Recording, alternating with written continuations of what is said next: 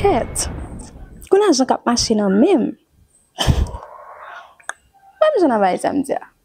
OK, on parle de bagage. Est-ce que vous te connaissez petit Albert c'est une loi? Oui, une loi même genre toute loi si la qui croit dans vaudou yo servi. Même loi ça qui manifeste dans tête moun yo. Ah, ou saisi. Eh bien, bienvenue dans pour qui?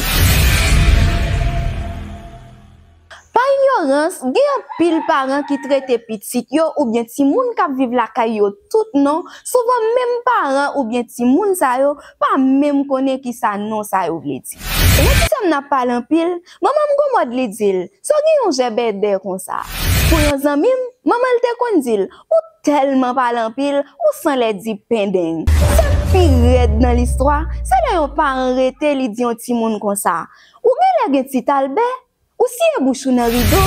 Eh bien, jodi a, nous pral parler de Tit Albert. Pour qui ça y aurait yon moun Tit Albert? Mais avant nous dire, ou ap kite nan commentaire pour nous dire qui est la kayou ou bien nan entourage yo konre le yon façon, jouk journée jodi a ou pas jam connaît qui ça non ça yo vle di.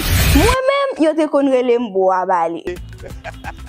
Tit Albert zone origine li nan mythologie africaine pour ne plus précis Congo ak Yoruba. Mais ou capable connaît non seulement aurait l'esprit ça Tit Albert, mais aurait le ti ballet tout. Qui j'ol manifester. C'est un esprit qui a une capacité pour rendre moun k'ap serve la invisible, dédoubler pour apparence l'autre moun ou bien manipuler moun. C'est là moun yore le connaît yo pa boy ici, là yon moun prend pour un Tit Albert, li fait ça pour râler l'argent sou moun, fait moun pote chay, espionner, tromper moun nan jouet hasard, séduit femme ak un pilote fonction toujours.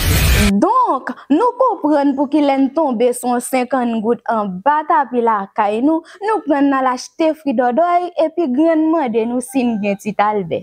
D'après iNews, en mai 2021, la police n'a se marqué arrêté Nelson Zidor ak Duprena Lucienne comme de Tit Albert. Comme quoi, moun sa yo ta utilisé pratique si là pour prendre l'argent sous moun sans yo ba connaître. Tit Albert gen toute idée négative sa yo derrière. D'après plusieurs articles, tradition orale africaine ça a transporté en Haïti pendant traite négrière, li plus que yon simple tradition. Li symbolise riz esclavio qu'on utilisé comme sam résistance.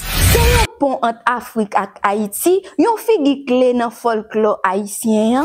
Yon l'autre côté, li se rappelle capacité haïtien gagne pour transformer souffrance en force, oppression en créativité. Tout bon ou pas gen proche qui gen Tit Albert, une meilleure façon ka aider au joindre vidéo ça, c'est leur partager la yo ou demander yo pour yo like, ou demander yo pour yo commenter, ou demander yo pour yo abonner ensemble avec A Love TV.